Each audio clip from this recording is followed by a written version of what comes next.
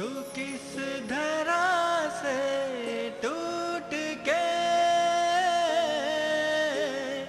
तू कौन धूप में सूख के, बन पाँव छाँव तू चल पड़ी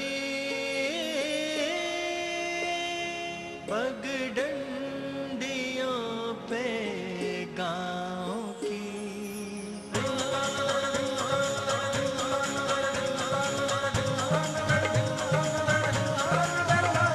तेरे अंग में तरंग है, तेरे मन में उमंग है, निश्चल है तू, निर्मल है तू, कंचन है तू, चंचल है तू, रंग की दुलारी तू बड़ी, सबसे प्यारी तू बड़ी।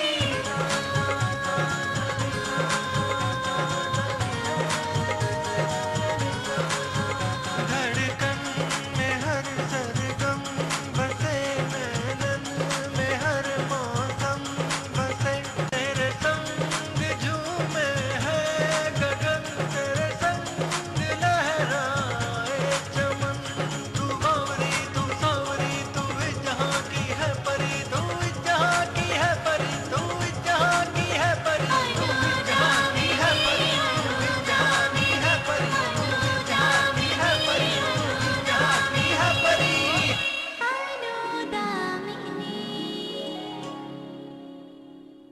तीर निशाने पे लगना चाहिए नैन्सी। जरूर लगेगा जुनून जी। All the best.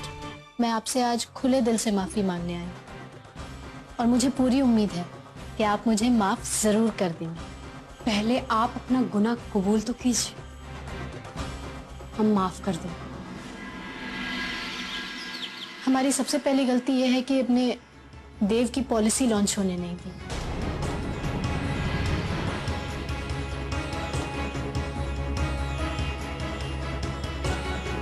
और मीडिया में उसके इमेज की धज्जियां भी उड़ा दी।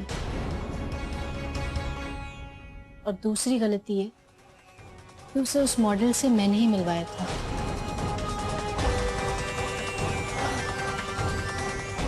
मैंने ही उससे बहुत जिद की थी कि वो उस प्रोजेक्ट में सावी को एज ब्रांड एम्बेसडर ले।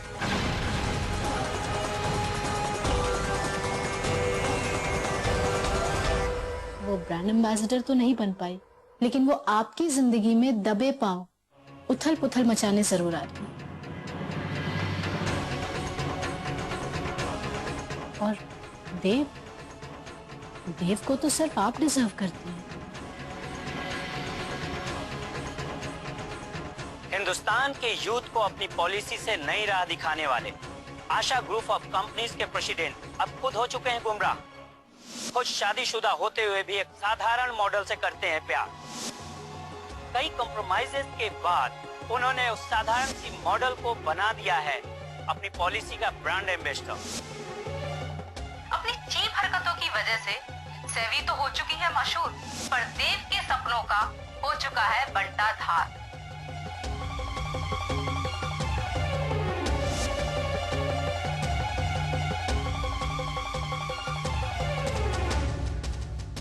हमें सब कुछ बताने के लिए और हमसे बड़ी बहन का अपनापन जताने के लिए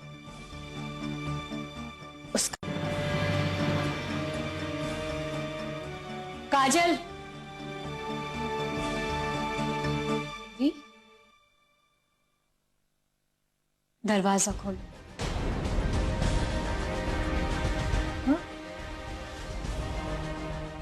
दरवाजा खोलो। जी।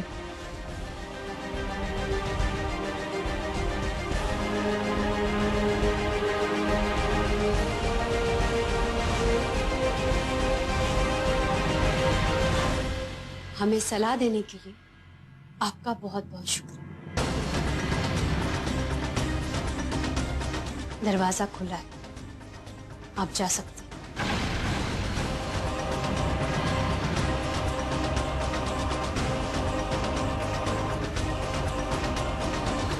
नमस्ते। नमस्ते।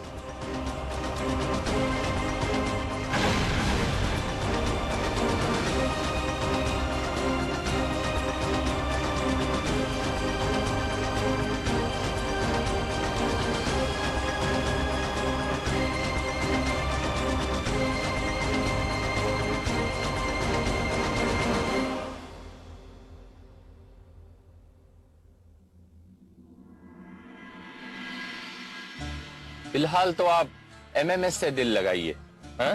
वो भी गुप्त रूप से। समझ गए ना गुप्ता जी? ओके।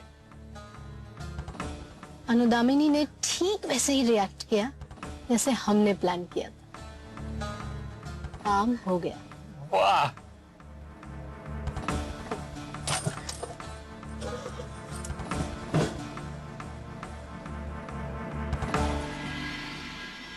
मीम साहब, मुझे औरत थोड़ी ठीक नहीं लगती।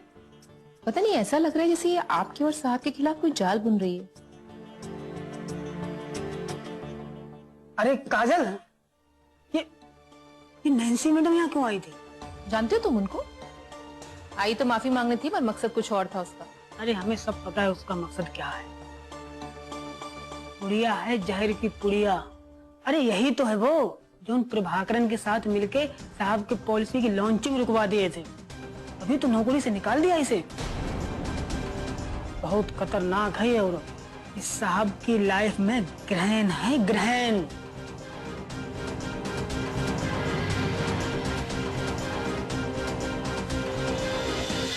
ये औरत एक गृहिणी है।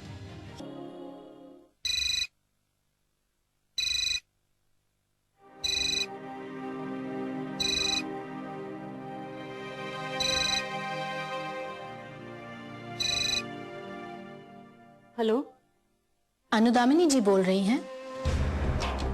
जी हाँ, आप? जी मैं नैन्सी बोल रही हूँ। देव के ऑफिस में उसके साथ काम करती हूँ। जी कहिए। आप खाना बहुत स्वादिष्ट बनाती हैं। जी धन्यवाद। देव को भी आपका खाना बहुत पसंद है। देव अक्सर उसकी तारीफ करता है, पर अफसोस की बात यह है कि वो ये कभी नहीं कहता कि खाना उसकी पत्नी ने बनाया है। हमेशा ये कहता है कि खाना नौकरानी ने बनाया है।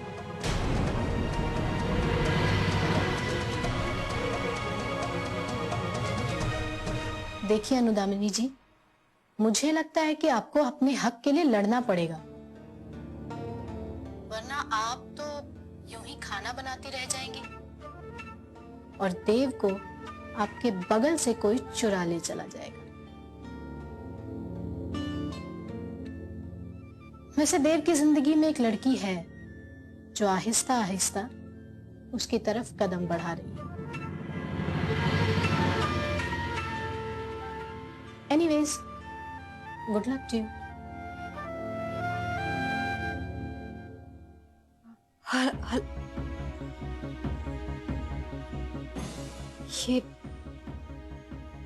ये नैन्सी कौन है? और मुझे ये सब कह के उसको क्या मिलेगा? क्या मकसद हो सकता है इसके पीछे उसका?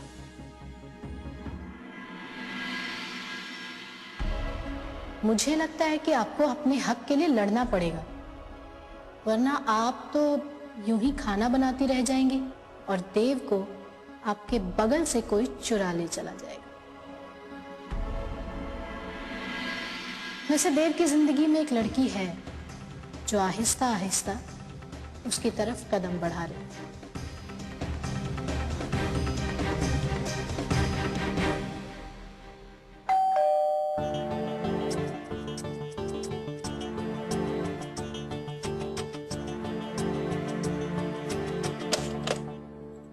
हेलो जी जी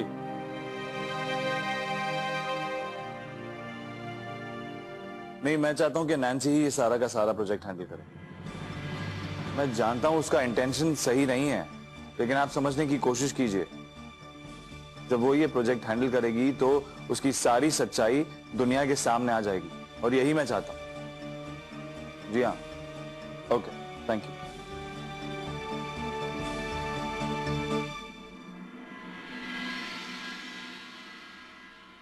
अभी इसी लड़की का फोन आया था। इसी लड़की का मतलब नैन्सी का फोन आया था। नैन्सी का फोन आया था? क्या कह रही थी? मैं आपसे पूछ रहा हूं क्या कह रही थी वो वो टिफिन की तारीफ कर रही थी, बस। टिफिन की तारीफ कर रही थी। और क्या कहा उसने? नहीं, वो ये भी कह रही थी कि आप भी टिफिन की तारीफ करते हैं। वो टिफिन की तारीफ करती है, मैं भी टिफिन की तारीफ करता हूँ, उसके अलावा कुछ कहा उसने? वो मैं नौकरानी समझती हूँ।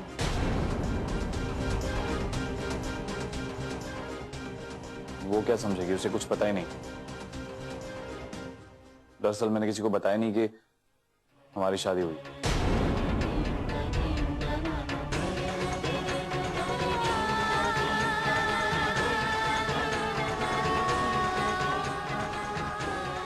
मैंने किसी को बताया इसलिए नहीं है कि हमारी शादी हो चुकी है, क्योंकि मुझे नहीं लगता कि हमारी शादी हुई। मुझे महसूस ही नहीं। हमें इस बात का दुख नहीं है कि वो हमें नौकरानी समझती, बल्कि हमें इस बात की चिंता है कि वो लड़की ठीक नहीं है। उससे आप संभल के रहिएगा, क्योंकि वो आपको कभी भी नुकसान पहुंचा सकती है। हमारे कहने का मतलब है कि वो आपकी जिंदगी में एक ग्रहण की तरह है।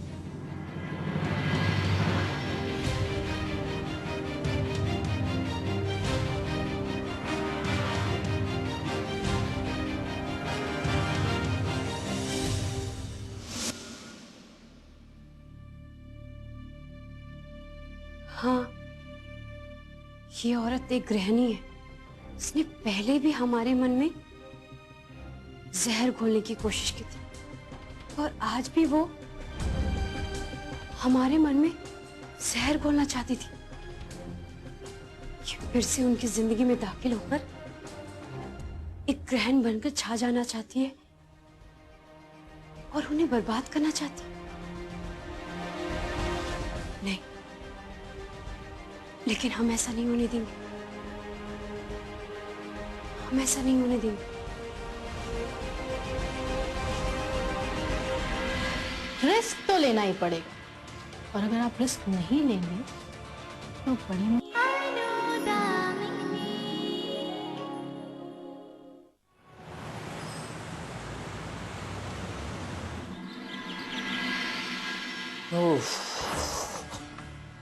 तो ये बहुरिया नौकर से दरवाजा खुलवाया और आपको बाहर का रास्ता दिखलाया।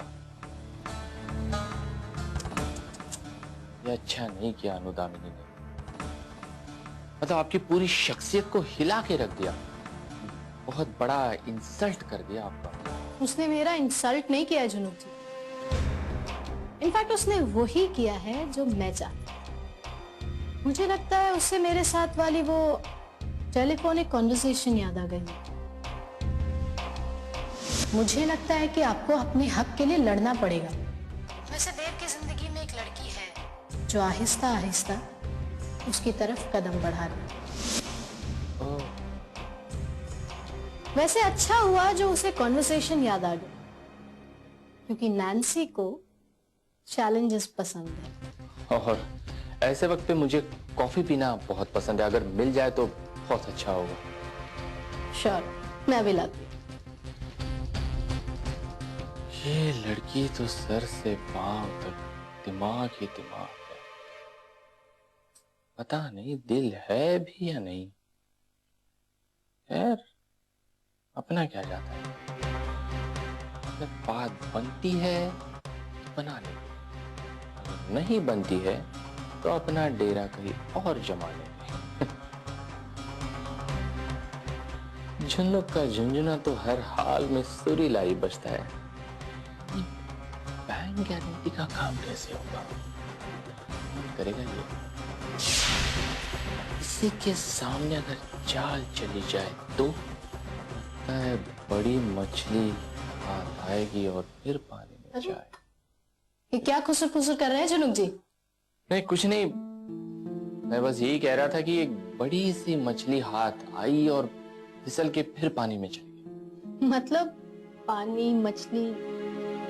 दरअसल बात यह है कि कुछ अंडर प्रिविलेज बच्चे हैं, उन्हें एक्टिंग सिखानी है और कुछ 20-25 स्ट्रीट प्लेस करने हैं। ये सब करने के लिए सरकार से एक मोटी अमाउंट मिलने लेकिन उनकी 2 शर्तें हैं। एक तो ये सारा काम एनजीओ के साथ करना पड़ेगा, और दूसरी बात ये है कि ये सब करने के लिए उन्हें बैंक गारंटी चाहिए। अब ना हमारे पास एनजीओ है ना बैंक गारंटी है, तो इसीलिए लग रहा है कि सरकार की इतनी मोटी रकम हाथ आई और फिसल के फिर पानी में चली गई। वैसे मैं एक आदमी को जानती हूँ जो आपका ये काम कर सकता। कौन? छोटे साहब। अरे क्या बात करी आप, बिल्कुल नहीं। मैंने यहां तक सुना है कि प्रभाकरन के पीछे सीबीआई वाले छोड़ दिए उन्होंने। नहीं भाई, मुझे इस चक्कर में नहीं पड़ना। कहीं मैं इस झपटे में आ जाऊंगा ना तो लेने के देने पड़ जाएंगे मुझे। नहीं, मैं यही ठीक हूं। चुनुक जी, रिस्क तो लेना ही पड़ेगा, और अगर आप रिस्क नहीं लेंगे तो बड़ी मछली जाल में कैसे फंसेगी, और अगर जाल कमजोर हुआ तो वो फट भी सकता है। आई बात समझ में? आप बात तो पते की कर रही है नैन्सी जी, लेकिन देखते हैं, अगर मिलने की हिम्मत जुटा पाया ना तो जरूर मिलूंगा। गुड। बेटा, तू खुश तो है ना? देव तुम्हारे साथ सख्ती से तो पेश नहीं आता ना? हम बहुत खुश हैं। वो अब पहले की तरह नहीं है।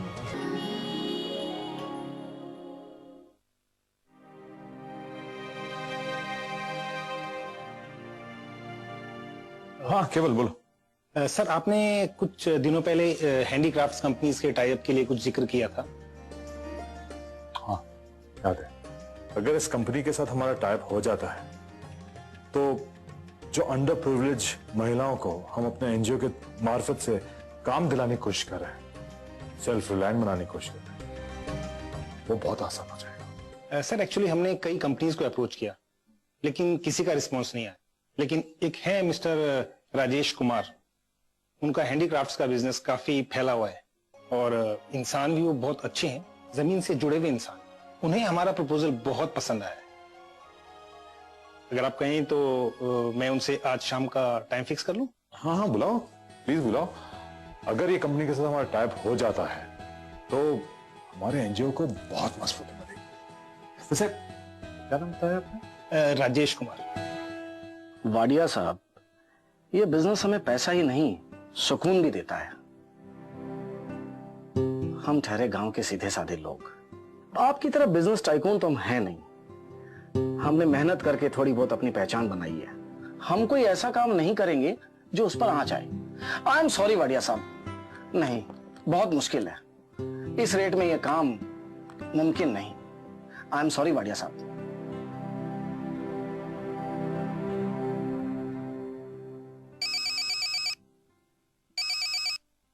हेलो।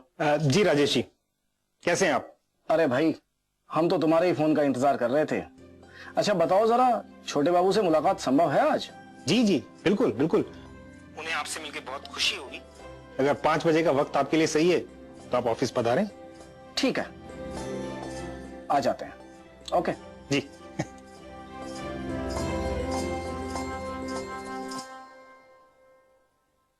अरे माँ, आप समझती क्यों नहीं हो? अनुज भैया का जब मन करेगा तब वो आ जाएंगे। देव को बोलते क्यों नहीं कि थोड़ा पता करा ले?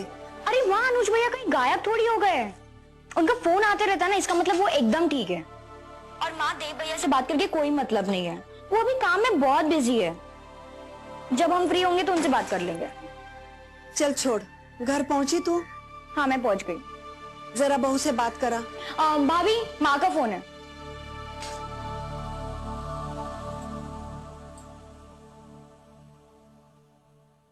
हाँ माँ, प्रणाम। खुश रहो बेटी। माँ, हम जानते हैं कि आप अनुज भैया को लेके बहुत परेशान रहती हैं, लेकिन मनोहर ठीक ही तो कह रही है। अनुज भैया का कभी कभी फोन आ ही जाता है, तो आप बिल्कुल चिंता मत कीजिए। तुम सच कहती हो बहू, लेकिन मन कभी कभी इतना बेचैन हो जाता है कि। चलिए ये सब छोड़िए, ये बताइए कि बाबूजी की तबीयत कैसी है? वो तो कहते हैं कि ठीक है, लेकिन हमको नहीं लगता। लेकिन हाँ, एक बात का बदलाव आ गया है उनमें।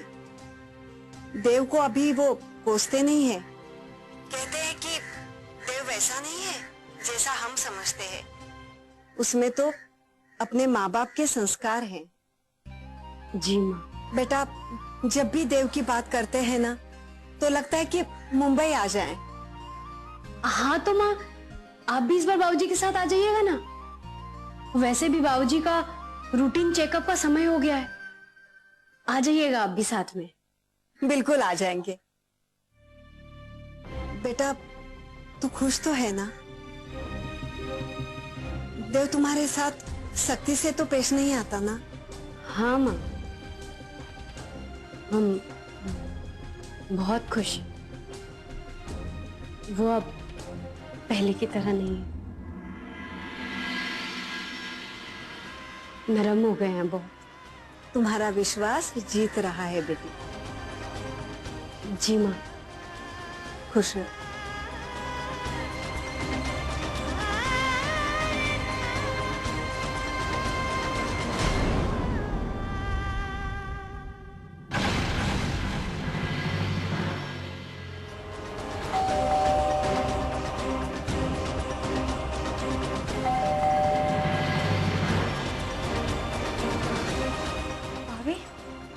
इस वक्त कौन है?